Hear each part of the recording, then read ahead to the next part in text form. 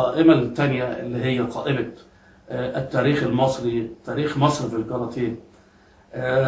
بحاول بقدر الإمكان إن أنا أجمع معلومات من كل مكان ومن على موقع الاتحاد المصري للكاراتيه، وهجيب يعني بالأخص يعني في أحداث كتيرة أنا ما عاصرتهاش في مصر في الفترة دي، نتيجة إن أنا كنت في الغربة وكنت في قطر فترة طويلة. فالأحداث بتاعت ال10 سنين دي بحاول إن أنا بجمع فيها بقدر الإمكان معلومات من جميع الاتجاهات، وبجيب صور وبجيب لقطات فيديو اللي بيها تكون الحلقات دي تحتوي على حقائق فعلية وعلى معلومات جميلة وعلى صور بتحمل الذكريات. وكل ده في النهاية بيصب في معنى واحد، هو حب مصر وحب كاراتيه مصر وانتمائنا لمصر العظيمة. بقدم لحضراتكم قائمة تشغيل جديدة على القناة كنوع من التطوير، وقائمة يعني هتكون إن شاء الله متخصصة عن مصر وعن تاريخ الكاراتيه في مصر وعن أسرة كاراتيه وعن مجتمع الكاراتيه المصري، اللي لازم إن احنا في الفترة دي نحاول نسلط الضوء أو إن احنا نعطيه جزء كبير من الاهتمام، مقابل النتائج الجميلة والنتائج الطيبة اللي بيحققها المنتخب المصري والاتحاد المصري والإنجازات العظيمة اللي اتحققت على مدار السنوات الماضية، واللي وصلت الكاراتيه المصري للترتيب العالمي الجديد. ان طبعا احنا واخدين الترتيب الأول عالميا حاليا في مجال الكاراتيه وفي بطولات الكاراتيه، ونتيجة تحقيق العديد من الإنجازات والميداليات الجيل الثاني.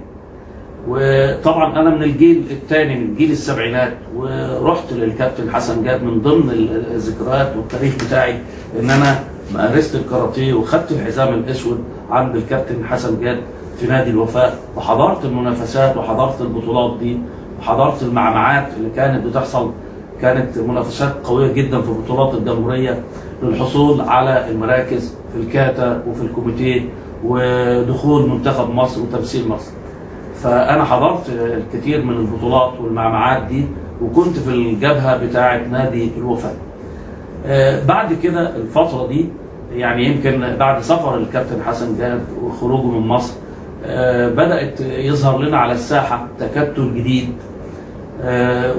وتكتل قوي اللي هو نادي هولوليدو الرياضي، ومتمثل في الكابتن قيس علي مصطفى رحمة الله عليه، إلى أن نحصل على المعلومات الصحيحة من الأشخاص اللي فعلا حضرت الأحداث دي.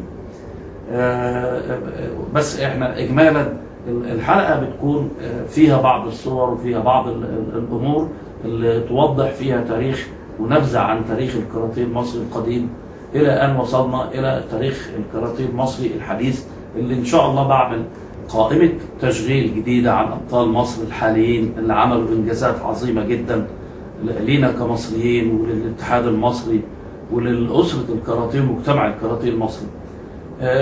أنا في البداية قلت إن أنا هتكلم عن تاريخ الكاراتيه القديم وبدايات الكاراتيه في مصر، وهنعمل قائمة تشغيل خاصة بالسادة المدربين وبالرعيل الأول وتسليط الضوء عليهم، على أساس إن الناس تعرف والأجيال الجديدة تعرف إن الأبطال الحاليين والإنجازات اللي حققها الكاراتيه المصري. وبتمنى اللي أنا بقدمه ده إنه يكون في الصالح العام وبروح رياضية للجميع، وإن القناة تشهد إقبال بروح رياضية بدون أي تحيز، إن إحنا تبقى دي القناة بتاعتنا. في العديد من القنوات على اليوتيوب وفيها ناس بدأت قبل مني بكتير، بس أنا بعتبر إن أنا من الناس القديمة وللناس اللي مارست الكاراتيه وكنت من أبطال الكاراتيه، وفي مجال التدريب الحمد لله ليا تاريخ كبير. فلما بعمل الشيء ده بعمله بمزاج، مش المقصود منه أي بيزنس أو إن أنا بقصد منه أو إن أنا هحصد من وراه أي شيء أو أي فايدة مادية. لا، أنا بعمل الشيء ده بحب زي ما قلت لكم، وبعمل الشيء ده برغبة كاملة إن ده هيكون ذكرى طيبة لينا جميعا، وتكون الفيديوهات دي توثيق لتاريخ الكاراتيه في مصر.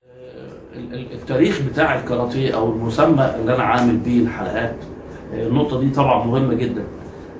نقدر نعتبر ان كلمه تاريخ الكاراتيه المصري، طبعا تاريخ ده حاجه كبيره جدا، عدد الممارسين كبير جدا. التاريخ ما بيقرأش من مصدر واحد، هو بيقرأ من اكتر من مصدر. كل واحد من الرعيل الاول، كل مدرب وكل استاذ لو قعدت معاه او ان انت تقعد معاه وتاخد منه معلومات او ان انت تستعيد الذكريات معاه، يحكي لك حاجات ومواقف وامور كتيره جدا، يبقى ده جانب او زاويه من التاريخ الكاراتيه في مصر. تروح لواحد تاني هتلاقي برضه قال حكاوي تانيه وقال امور تانيه وحقائق تانيه وكده وهكذا. فالتاريخ ممكن يحكى من اكتر من مصدر ونبدا نجمع. فانا بعتبر الحلقات اللي انا بعملها دي وبوثقها بالصوت. في نقطه مهمه جدا انا حاولت ان انا اجلها بقدر الامكان، لانها يعني عشان اذكر التاريخ يبقى لازم نذكر الاستاذ الكبير والخبير، خبير مصر والشرق الاوسط، مستر اوكاموتو.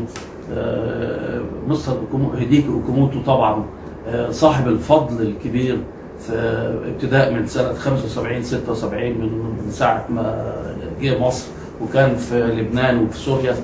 فمن ساعة ما جه مصر وبقى خبير مصر والشرق الأوسط، فطبعا هو يعني هنقول إن البداية الصحيحة للكاراتيه المصري وبداية التدريبات الفعلية، وإن يبدأ يفكر في إن يعمل منتخب جيد ويبدأ يطلع يشوف المواهب اللعيبة في مصر في كل محافظات مصر من خلال